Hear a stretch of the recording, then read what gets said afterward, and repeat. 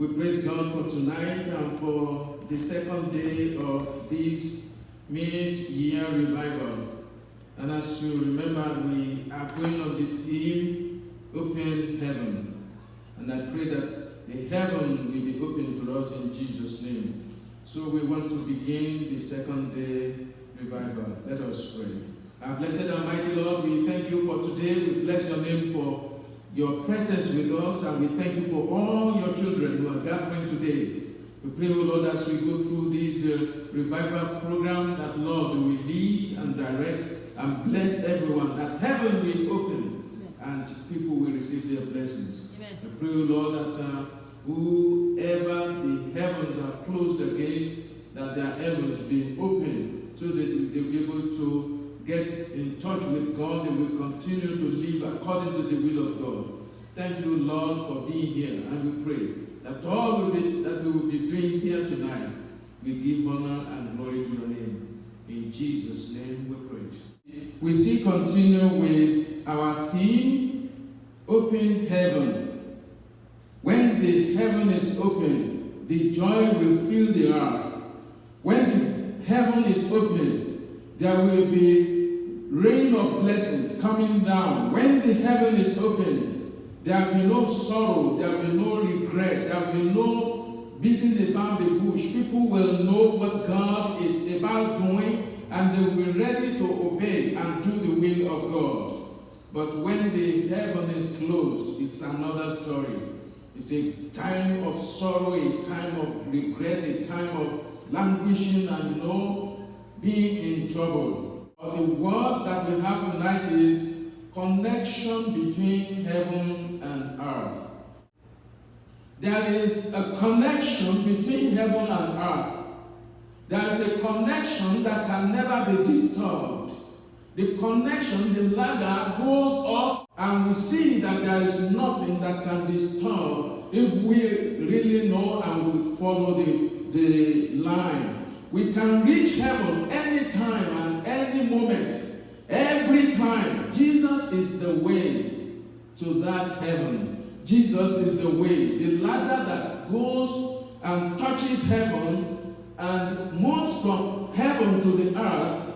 This is Jesus, who is the way. And if we will find Jesus, we will never regret, getting to know where we're going.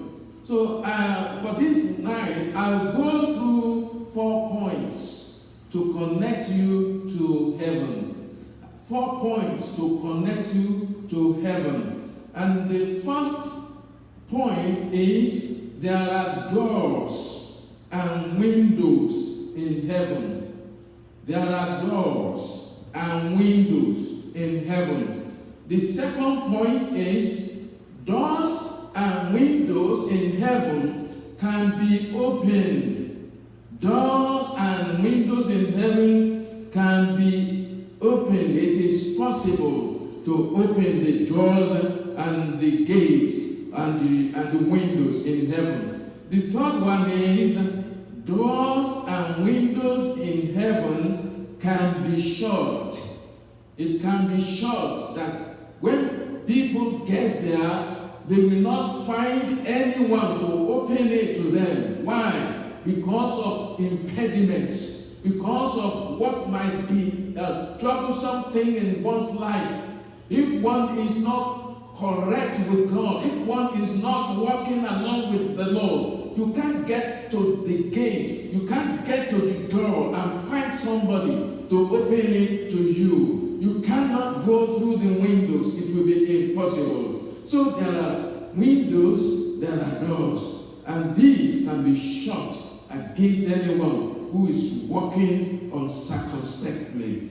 And the fourth one is you can have keys to the kingdom of heaven. You can have keys to the kingdom of heaven. Let me take it one by one. There are doors and windows in heaven. And looking at Malachi chapter 3 verse 10, we are told, bring ye all the tithes into the storehouse, that there may be meat in my house, and prove me now herewith, saith the Lord of hosts, if I will not open you the windows of heaven and pour you out a blessing, that there shall not be room enough to receive it. Hearing that the doors, the windows are in heaven, it is even enough to see that we have the opportunity to get there if we dare to know how to get it.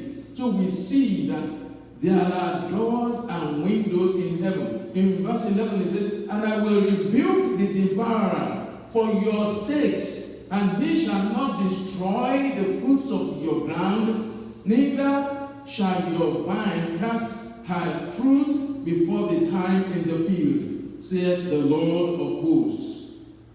That is when blessings come from above.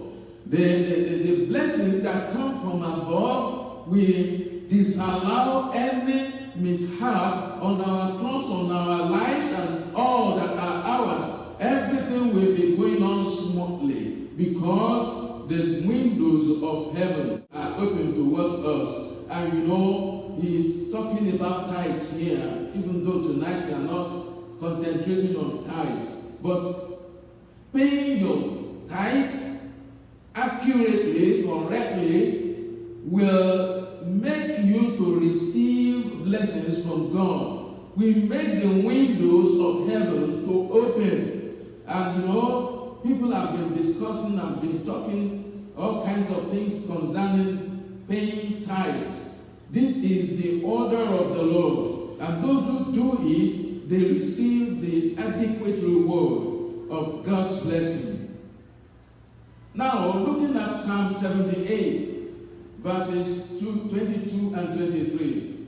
Psalm 78, 22 and 23. Because they believed not in God, and trusted not in his salvation, though he had commanded the clouds from above, and opened the doors of heaven. So God can open the doors of heaven. And that is showing us that there is a door in heaven. There is a door which God can open to send down, to send blessings down to heaven, and to the earth. And that leads us to the second one. The second one says, doors and windows are in heaven, and they can be opened. The doors and windows in heaven can be opened. So there are doors and windows in heaven, and they can be opened. If we know how to get it, we will never miss it. In Matthew chapter 3, we are told in verse 16, Matthew chapter 3, verse 16, and Jesus, when he was baptized, went up straight out of the water, and lo, the heavens were opened unto him, and he saw the Spirit of God descending like a dove and lighting upon him. And in verse 17, and lo, a voice from heaven saying, this is my beloved Son, in whom I am well pleased. So the doors can be opened, the doors from heaven. When Jesus was being baptized, the doors of heaven were opened, and God the Father spoke to the Son and said, this is my beloved Son, saying, this is my beloved Son, in whom I am well pleased. It is possible for God to talk about you when you are right with God. God will elevate you in the presence of people, and God will say, this is my daughter, this is my son, this is my own. God will claim you to himself when he sees that you are right with him. All the hearts that are right with God, they receive the commendation of God right from heaven. And looking at the third one, doors and windows in heaven can be shut. The first one, we said there are doors and windows in heaven. And in the second one, we moved further to see that doors and windows in heaven can be opened. Now, the third one is telling us that doors and windows in heaven can be shut. How many people are finding the doors and windows of heaven shut against them? They are in trouble. They are in real trouble because blessings will not come down. There wouldn't be any rain of blessing coming upon them. When they are in this situation, heaven will be black against them. They will not be able to have any penetration. There will be no way to get to God. Such people pray, the prayers are not answered. Such people want to hear something about what will make their life to be good. But because they have rejected God, they wouldn't find any. So we see that doors and windows can be shut against a nation, against an individual, against a group of people, against a community. It can happen to anyone if we do not do according to the will of God. In 2 Chronicles chapter 7, verse 13. 2 Chronicles chapter 7, verse 13. If I shut up heaven, that there be no rain, or if I command the locusts to devour the land, or if I send pestilence among my people. Verse 14, if my people which are called by my name shall humble themselves and pray and seek my face and turn from their wicked ways, then will I hear from heaven and will forgive their sin and will heal their land. This is the word that comes from God. You know, it says, if I shut up the heaven. So the heaven windows or doors can be shut so that nothing will come down. Nothing will come down. But God says, if I do that, and He sees His people, if my people who are called by my name shall, first of all, humble themselves. If they will humble themselves and they will not be proud and be pompous and be going as if they are the owner of everything, if they will come in penitence and humble themselves and pray, if they will pray and seek my face and turn from their wicked ways, then God will do three things.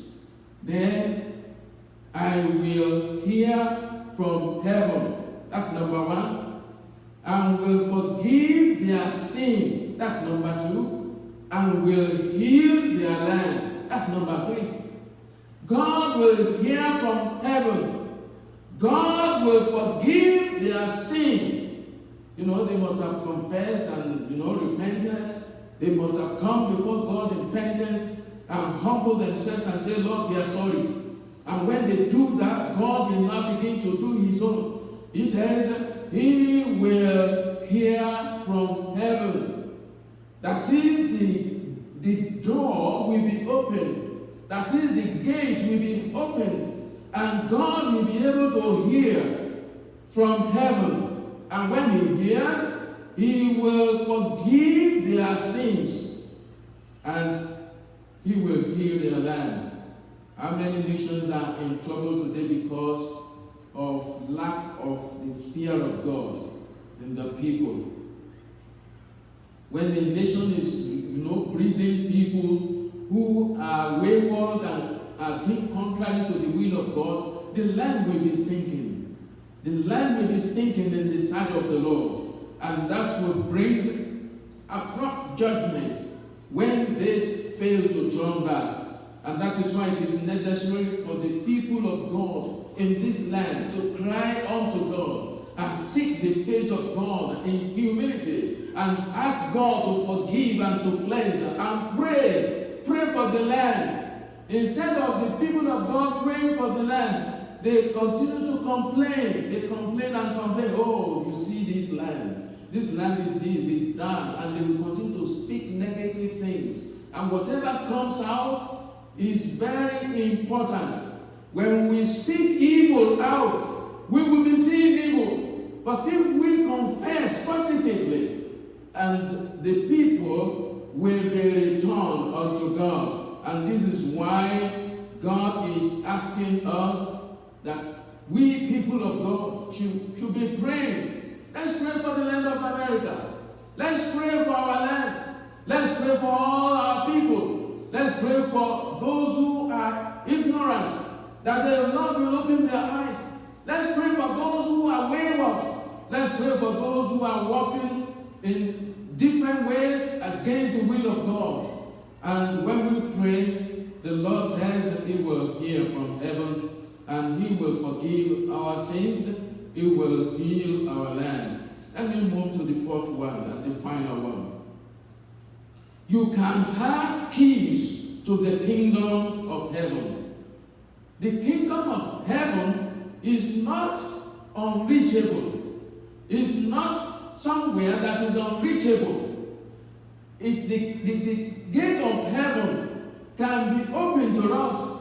There are keys to the kingdom. There are keys to the treasures that are in heaven. All the doors, all different doors, the door of children. Some people are barren instead of seeking the face of God to get the key that can unlock the gate of children in heaven. They will continue to lament, they will continue to be sorrowful, they will continue to be cast down, and some of them will be seeking help where there is no help. They will be going to the herbalists, they will be going to people who are doing juju, they will be going to people who are doing magic, and those people will be deceiving them and be taking their money. But the point is, if you know that there is a door to the room where children are in the kingdom of heaven, you will take the key and unlock.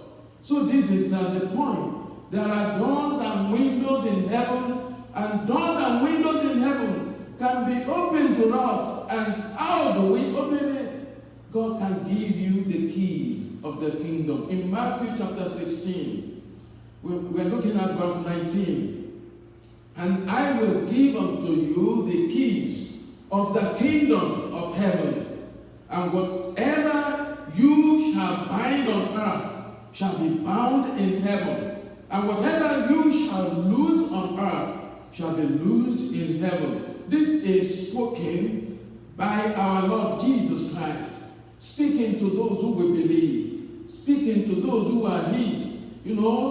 Beginning from Peter, God was telling Peter that you are Peter, and upon this rock, the rock of Christ, I will build my church, and the gate of hell shall not prevail against it. But hear me, Peter, I will give you the keys of the kingdom of heaven, and whatever you shall bind on earth shall be bound in heaven, and whatever you loose here on earth shall be loosed in heaven. You can use the key of the kingdom to unlock the gate of heaven. And now looking at James chapter 5, verse 17. James chapter 5, verse 17. Elijah was a man subject to like passions as we are.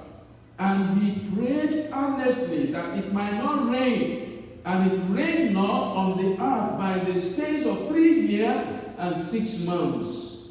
And he prayed again, and the heaven gave rain, and the earth brought forth her fruit.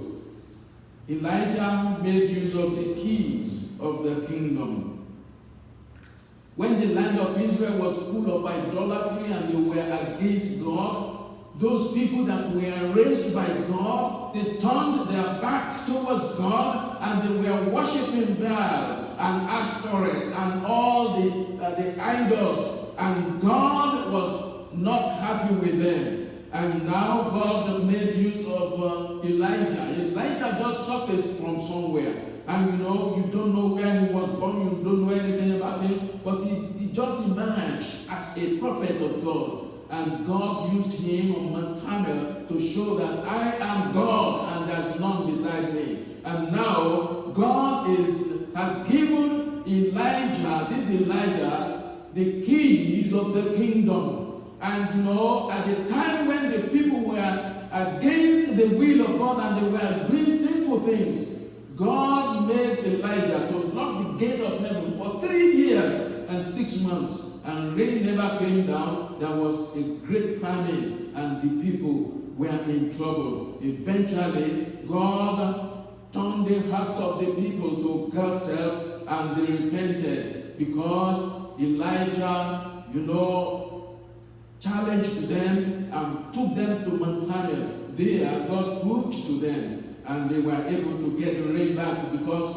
after those people had bowed down for God, then God now made a way for them to receive rain again. So Elijah unlocked again the door of heaven and the rain came down. So you can receive the blessing of God, you can receive the key of the kingdom. It is promised for as many as we do the will of God. The Lord promised Peter and God gave it to Peter. The Lord, gave it to Elijah.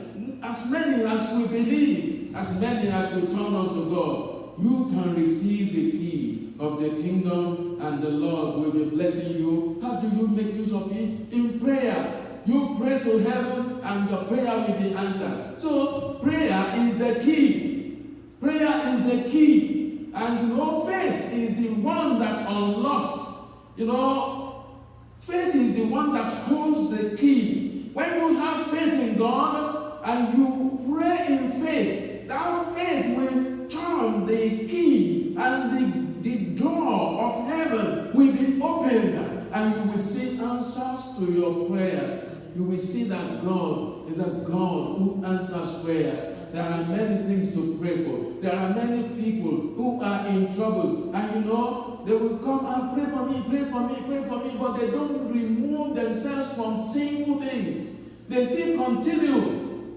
And it will be as if God is not a God who answers prayers. God answers prayers, but we have to check our lives and find what we are doing, what is wrong in our lives. God is ready. It is we people who are not always ready. And so we can receive the keys of the kingdom and begin to lock and unlock. As we pray, so we go into prayer, we ask God to release to us the keys of the kingdom, that we will be able to lock and unlock. Lord, give me the faith that unlocks.